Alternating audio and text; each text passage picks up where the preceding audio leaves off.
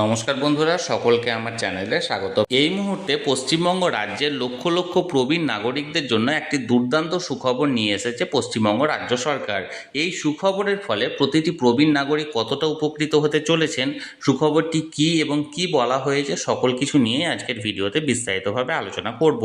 ভিডিওটি প্রতিটি প্রবীণ নাগরিকদের জন্য অত্যন্ত গুরুত্বপূর্ণ, তাই প্রথম থেকে শেষ পর্যন্ত অবশ্যই ধৈর্য সহকারে দেখবেন এবং ভালো লেগে থাকলে অবশ্যই একটি লাইক করবেন এবং সকলের সঙ্গে শেয়ার করবেন।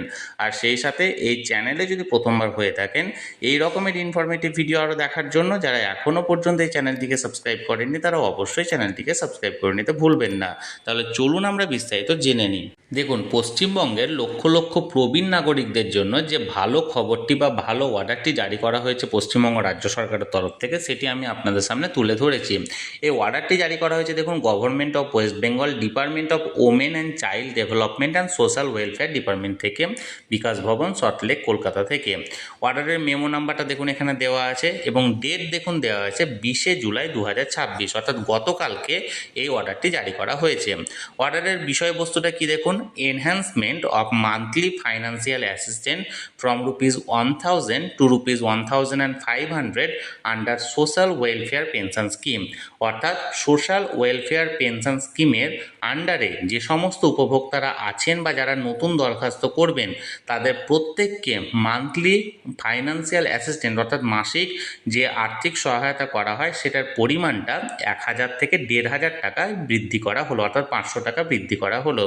এবং মূল অর্ডারে কি বলা হয়েছে দেখুন, in pursuance of the decision of the government of West Bengal and in accordance with the concurrence convey by the state finance department vide memo number এত ডেট এত, enhancement of the monthly financial assistance payable to beneficiary is made under the following component of the social welfare pension scheme with effect from 1st August 2026, অর্থাৎ রাজ্যের এই memo number যেটা এই date অনুযায়ী জারি করা হয়েছিল, এই ডেট অনুযায়ী যেটা জারি করা হয়েছে সেই ডেটে যে সমস্ত ফাইন্যান্সিয়াল মানে এটা সোশ্যাল ওয়েলফেয়ার পেনশন স্কিমের যাদেরকে অর্থাৎ যে সমস্ত উপভোক্তারা ফাইন্যান্সিয়াল অ্যাসিস্ট্যান্ট পান অর্থাৎ আর্থিক সহায়তা পান, তাদের আর্থিক সহায়তা বৃদ্ধি হলো এবং বৃদ্ধিপ্রাপ্ত সহায়তাটা কবে থেকে কার্যকরী হবে, 1 আগস্ট 2026 থেকে। দেখুন এবার কারা কারা বা কোন ধরনের উপভোক্তারা এই সুবিধাটা পাচ্ছেন। এদিকে দেখুন স্কিম নেম দেওয়া আছে এবং অপর দিকে আছে রিভাইজ মান্থলি পেনশন, অর্থাৎ রিভাইজ করা হয়েছে কত টাকা পেনশনে।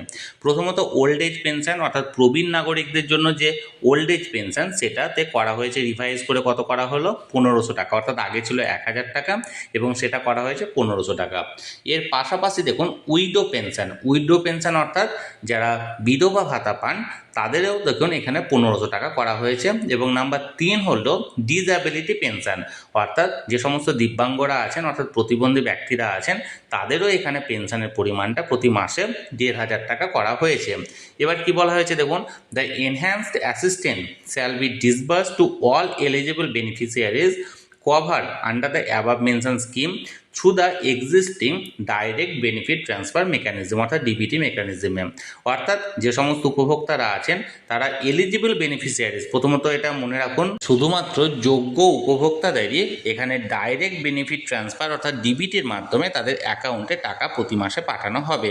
এবার দেখুন, the expenditure on account of the enhanced state contribution shall be made from the appropriate budget provision under the relevant head of the account of the WCD and SW Department for the financial year 26-27, অর্থাৎ এই যে মানে এনহ্যান্সমেন্টটা করা হলো বা বৃদ্ধি করা হলো সেটা বাজেটের প্রভিশন 26-27 যে বাজেট ঘোষণা করা হয়েছে সেই বাজেট অনুযায়ী যে প্রভিশন রাখা হয়েছে সেই প্রভিশন অনুযায়ী করা হয়েছে। Commissioner KMC all district magistrate will take note of this order and concerned authority shall take necessary action for implementation of this order and ensure timely disbursement of this assistance to eligible beneficiaries, অর্থাৎ প্রতিটি জেলার magistrate অর্থাৎ প্রত্যেকটি district magistrate, KMC এলাকার commissioner এবং প্রত্যেককেই এই নোটটা রাখতে বলা হয়েছে এবং ঠিক সময়ে প্রত্যেকটি যোগ্য ব্যক্তির উপভোক্তাদের অ্যাকাউন্টে এই ডিবিটির মাধ্যমে টাকা পাঠানোর জন্য তাদেরকে নির্দেশ দেওয়া হয়েছে। অর্থাৎ এক কথায় বলতে গেলে ওল্ড এজ পেনশন, বিধবা ভাতা এবং প্রতিবন্ধী নাগরিকদের জন্য যে ভাতাটি সেটার পরিমাণ 1,000 থেকে 1,500 টাকা করা হয়েছে এবং সেটা শুধুমাত্র যোগ্য উপভোক্তারাই পাবেন। এবার কারা কারা যোগ্য এই ধরনের স্কিমে, কিভাবে আপনারা নতুনভাবে আবেদন করবেন এবং কিভাবে যারা পুরনো উপভোক্তারা আছেন তারা এটাকে ভেরিফাই করবেন, সব কিছু নিয়ে আমি পরের একটি ভিডিও আনতে চলেছি খুব শীঘ্রই। সেই ভিডিওটি দেখার জন্য যারা এখনও পর্যন্ত চ্যানেলটির সঙ্গে যুক্ত নেই, অবশ্যই চ্যানেলটিকে সাবস্ক্রাইব করে চ্যানেলটির সঙ্গে যুক্ত হয়ে যান। আর এই ভিডিওটি ভালো লেগে থাকলে অবশ্যই একটি লাইক করুন এবং সকলের সঙ্গে শেয়ার করুন।